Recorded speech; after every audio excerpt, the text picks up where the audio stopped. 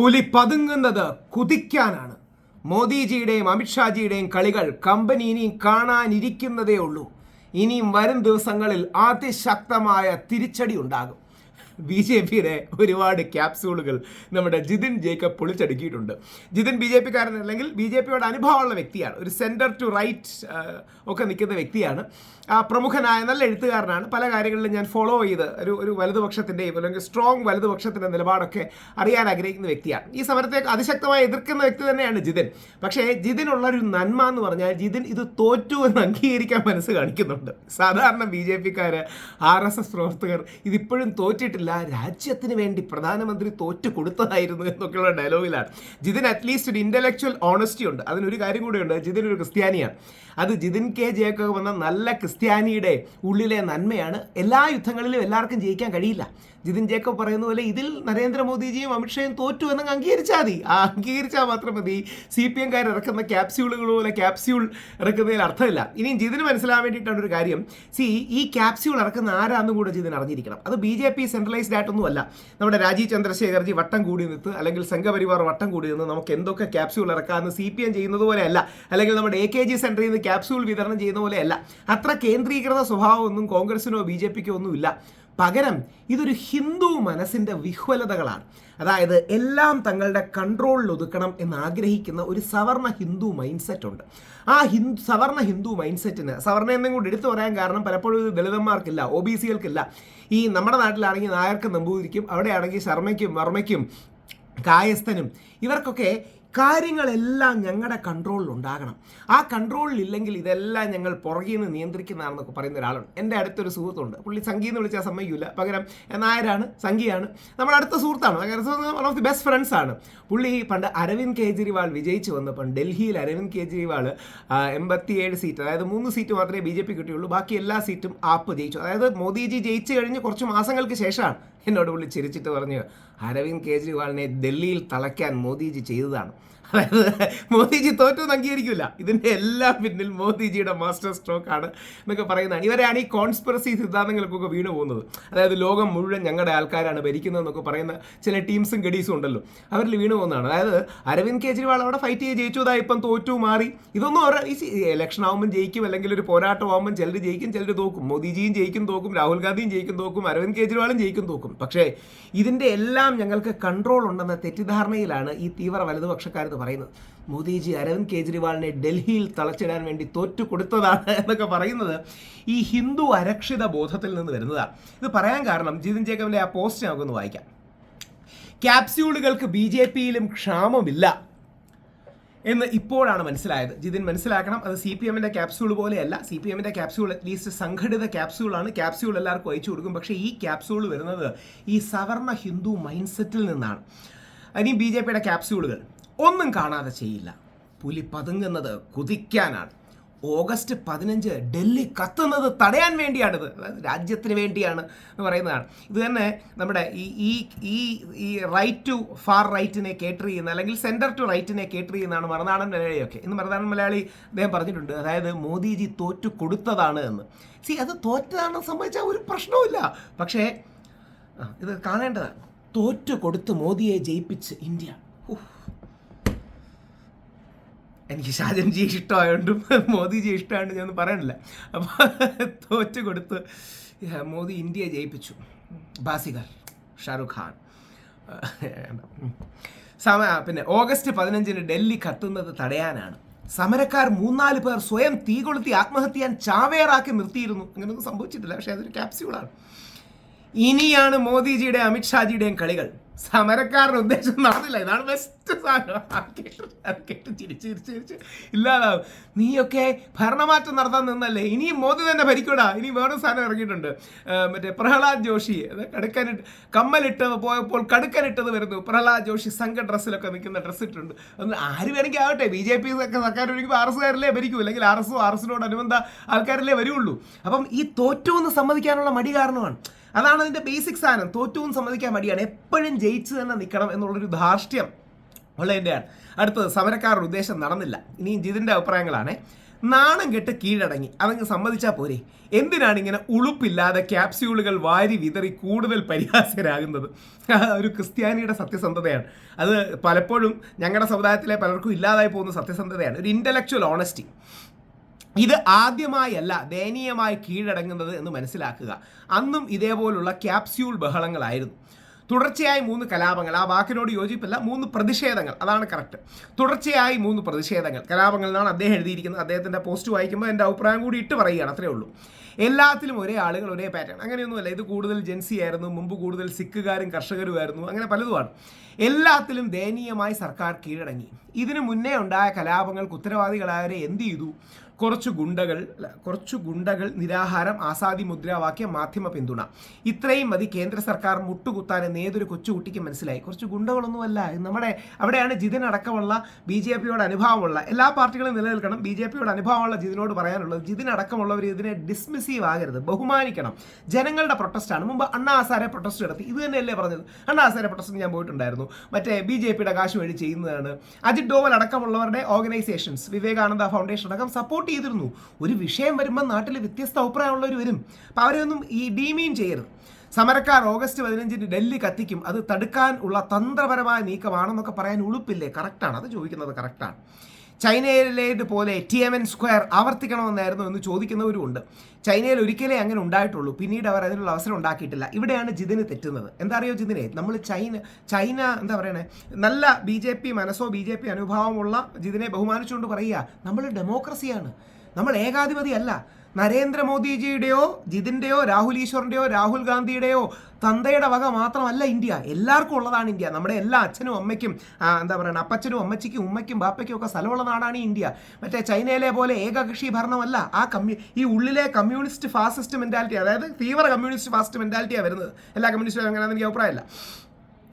സമരക്കാർക്ക് വിദേശ പണം കിട്ടുന്നു എന്ന് പറയുന്നത് തന്നെ സർക്കാരിൻ്റെ പരാജയമാണ്. കറക്റ്റ്, അതൊക്കെ ചുമ്മാ പറയുന്നതാണ്, ചുമ്മാ തള്ളാൻ വേണ്ടി പറയുന്നതാണ്. സമരക്കാർക്ക് പാകിസ്ഥാൻ പിന്തുണ, ഖാലിസ്ഥാൻ പിന്തുണ എന്നൊക്കെ പറയുമ്പോൾ ഇതെല്ലാം മുൻകൂട്ടി കണ്ട് നടപടിയെടുക്കേണ്ട ഇന്ത്യൻ സംവിധാനം എന്ത് ചെയ്യുകയായിരുന്നു? ഇന്ത്യൻ സംവിധാനത്തിന് എന്ത് ചെയ്യാൻ പറ്റും? പാകിസ്ഥാനെയും ഖാലിസ്ഥാനെയും ഒന്നും പിന്തുണ ഇല്ല, ചുമ്മാ തെള്ളുകയല്ലേ. ചുമ്മാ വാട്സപ്പിലിരുന്ന് കുറേ തീവ്ര സംഘികൾ തെള്ളിയ ഇന്റലിജൻസുകാർ എന്ത് ചെയ്യാൻ പറ്റും? അവരെ കുറ്റം പറഞ്ഞത് എന്താ കാര്യം? കലാപം തുടങ്ങി ആദ്യ 2 മണിക്കൂറിൽ എന്ത് ചെയ്യണമെന്ന് പോലും അറിയാതെ ഡൽഹി പോലീസ് പകച്ചു നിൽക്കുകയായിരുന്നു. അങ്ങനെയല്ല, ഈ മനഃപൂർവ്വം വയലൻസ് ഇൻസ്റ്റിഗേറ്റ് ചെയ്തത് പോലീസാണ്. ഇത് ജിതിൻ അറിയണം. ധ്രുവ്രത്തിയുടെ ഒക്കെ വീഡിയോ ഉണ്ടാതി. കൃത്യമായിട്ട് പോലീസ് ഇൻസ്റ്റിഗേറ്റ് ചെയ്തതാണ്. പോലീസ് ഇവരെ ഡിസ്ക്രെഡിറ്റ് ചെയ്യാനായിട്ട്, പോലീസ് ഇവരെ അപകീർത്തിപ്പെടുത്താനായിട്ട്, ഡിസ്ക്രെഡിറ്റ് ചെയ്യാനായിട്ട് ഈ വയലൻസ് ഉണ്ടാക്കിയതാണ്. ക്യാപ്സ്യൂൾ ഇറക്കുന്നവർ ഡൽഹിയിൽ ഇതുവരെ ഉണ്ടായ കലാപത്തിൽ ദുരിതം അനുഭവിക്കുന്നതിൽ എത്ര പേരുണ്ടെന്നും കൂടി ഓർക്കണം. നമ്മുടെ നികുതിപ്പണം കൊണ്ടുണ്ടാക്കിയ പൊതുമുതലാണ് നശിപ്പിച്ചത്. ഇതിനെല്ലാം ഉത്തരവാദികൾ കൈയും വീശി അടക്കുന്നു. പോലീസുകാർ അടിച്ചു വിളിച്ചോ? അതിന് ഉത്തരവില്ലേ? പോലീസുകാർ അടിച്ചു വിളിച്ചതോ? പോലീസുകാർ പെൺപിള്ളേരുടെ ദേഹത്ത് കൈവച്ച് അല്ലെങ്കിൽ ദേഹത്ത് സ്വകാര്യ ഭാഗങ്ങളിൽ ലാത്തി വെച്ചടിച്ചതോ? അപ്പോൾ ഒരു പക്ഷം മാത്രം കാണരുത്.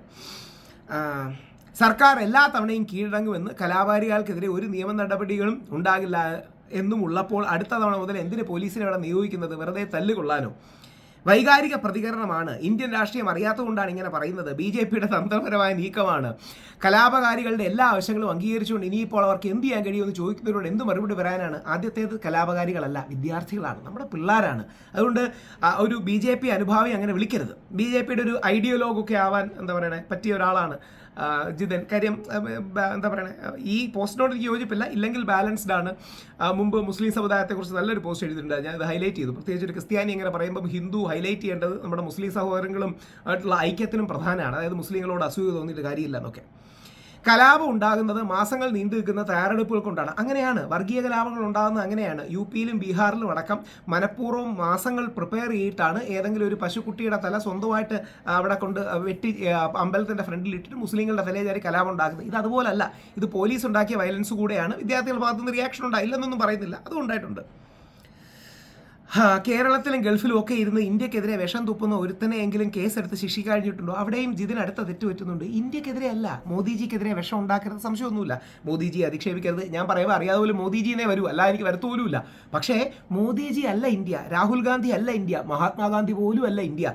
ഇന്ത്യ മഹാരാജ്യത്തിനെതിരെ അല്ല ഇവരിത് പറയുന്നത്, മോദിജിക്കെതിരെയാണ് പറയുന്നത്, അത് മറക്കരുത്. അപ്പോഴേ സർക്കാരിൻ്റെ ദൗർബല്യം അവർ തിരിച്ചറിഞ്ഞു. മീഡിയ വൺ പോലെയുള്ള ചാനലുകൾ എത്രയോ വർഷങ്ങളായി ഇന്ത്യ വിരുദ്ധതയും തീവ്രവാദവും പ്രചരിപ്പിക്കുന്നു. എൻ്റെ ജിതിന് ഒരിക്കലെങ്കിലും മീഡിയ വൺ കാണണം. എന്ത് ഇന്ത്യ വിരുദ്ധതയാണ് അവർ പറയുന്നത്? മീഡിയ വൺ ജമാഅത്തെ ഇസ്ലാമിയുടെ എന്താ പറയണേ അല്ലെങ്കിൽ ആ ഭാഗമായിട്ട് ധാരയിൽ വരുന്ന ഒരു മാധ്യമ സ്ഥാപനമാണ്. അവരുടെ പല നിലപാടുകളും വിയോജിപ്പുണ്ട്, എൻ്റെ പല നിലപാടുകളും വിയോജിപ്പുണ്ട്. ഞാൻ അവരെ വിയോജിച്ച് ആക്രമിച്ച് വീഡിയോ ചെയ്തിട്ടുണ്ട്. BJP എന്ന് പറഞ്ഞാൽ ഇന്ത്യ എന്നാണോ അർത്ഥം? എനിക്ക് മനസ്സിലാകുന്നില്ല ജിതിൻ. BJP എന്ന് പറഞ്ഞാൽ ഇന്ത്യ എന്നാണോ അർത്ഥം? ഇന്ത്യ വിരുദ്ധതയല്ല, BJP വിരുദ്ധത പറയുന്നുണ്ട്. അത് പറഞ്ഞോട്ടെ. ജനൻ TV ഇല്ലേ? ജനൻ TV നാട്ടിൽ മുസ്ലിം വിരുദ്ധത പറയാറില്ലേ? ജനൻ TV ഈ നാട്ടിൽ എത്ര എന്താ പറയുക ഏറ്റവും വൃത്തികെട്ട രീതിയിൽ ഹിന്ദു മുസ്ലിം ഐക്യത്തെ ബാധിക്കുന്ന കാര്യങ്ങൾ പറയാറില്ലേ? മീഡിയ വൺ എന്താ പറയണേ BJP ഹിന്ദുത്വ വിരുദ്ധത പറയുന്നത് ഇന്ത്യ വിരുദ്ധതയെ കാണരുത്. തീവ്രവാദം പ്രചരിപ്പിക്കുന്നുണ്ട്. എവിടെ തീവ്രവാദം പ്രചരിപ്പിക്കുന്നു? എന്നാൽ സുപ്രീം കോടതിയിൽ നാണം കെട്ട് കേസ് തോറ്റില്ലേ മീഡിയ വണ്ണിൻ്റെ കൂടെ? എന്നിട്ട് ഉളുപ്പില്ലാതെ കേന്ദ്ര ഗവൺമെന്റ് ഒരു സീൽഡ് കവറിൽ രാജ്യസുരക്ഷയെ ബാധിക്കുന്ന കാര്യങ്ങളാണെന്ന് സുപ്രീം കോടതി കൊണ്ടുകൊടുത്തു. സുപ്രീം കോടതി തോട്ടിലെടുത്ത് കളഞ്ഞു. എന്നിട്ട് പറഞ്ഞ് മേലെ ഇത്തരം ഊളത്തരവായി വരരുതെന്ന്. അതായത് രാജ്യരക്ഷ എന്ന് പറയുന്ന ഒരു ബൊമ്മ ഉണ്ടാക്കിയിട്ട് നമ്മളോട് യോജിക്കാത്ത എല്ലാവരും രാജ്യരക്ഷയ്ക്കെതിരാണെന്ന് പറയുന്നതിൽ അർത്ഥമൊന്നുമില്ല. ജിതിനെ പോലെ ഒരാളങ്ങനെ പറയരുത്.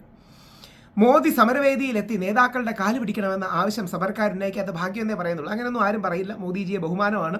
മോദിജി 2 തവണ എൻഗേജ് ചെയ്ത നല്ല കാര്യങ്ങളാണ്.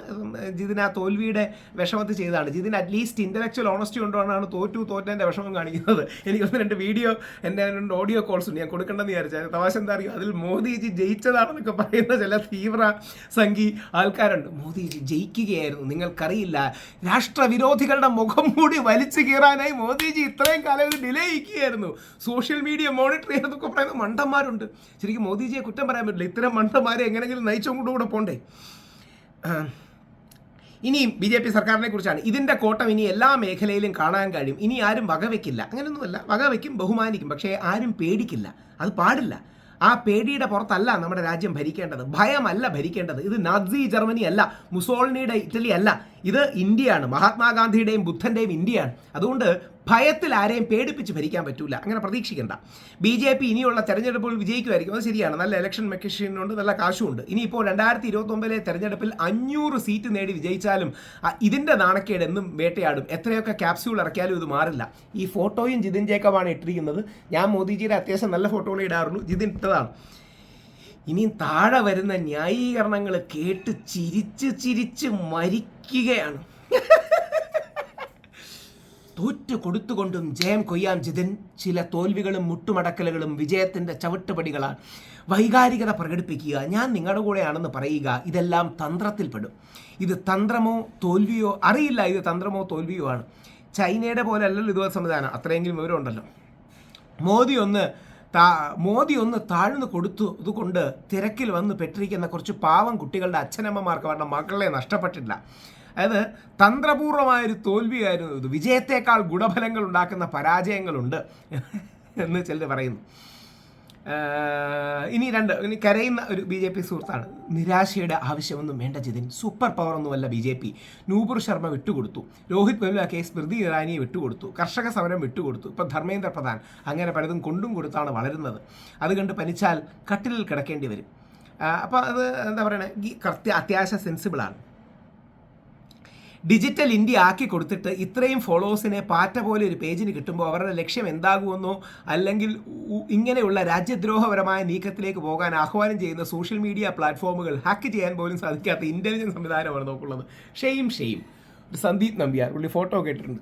ഈ BJP സുഹൃത്തുക്കളോട് പറയാനുള്ളതേ, even Napoleon lost half of the battles he fought എന്ന് പറയാറുണ്ട്. നെപ്പോളിയൻ പോലും പകുതിയിലധികം യുദ്ധങ്ങൾ പരാജയപ്പെടുകയാണ്. അപ്പോൾ എന്തായാലും ഇത്രയേ ഉള്ളൂ.